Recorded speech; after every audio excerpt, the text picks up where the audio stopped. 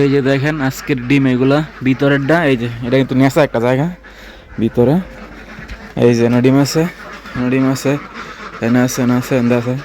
আজকে ডিম মনে হইতেছে বেশি লাগতেছে আমার কাছে আজকেও। এই যে ডিম এগুলো সব তুলমু আজকে, আপনারা দেখতে থাকেন ভিডিওটা, ঠিক আছে?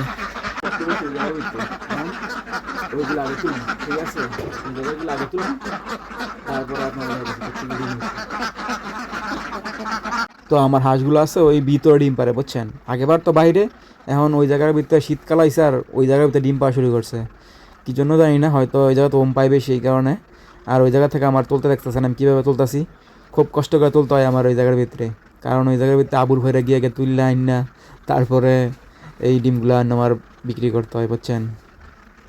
আজকের ডিম বলছি না আজকে একটু বেশি, আলহামদুলিল্লাহ লাগাইছে লাখ শুক্রিয়া। আজকে হয়েছে 84টা, গতকাল যাইছে আপনাদের 80টা, আজকে আলহামদুলিল্লাহ 84 রয়েছে, 4টা বাড়ছে। তো আমি একটু বাড়তেছে দেখে প্রতিদিন বাড়তেছে, তো আমি এভাবে খাওয়া আলহামদুলিল্লাহ। তো আমার এভাবে চলবো মনে হয়।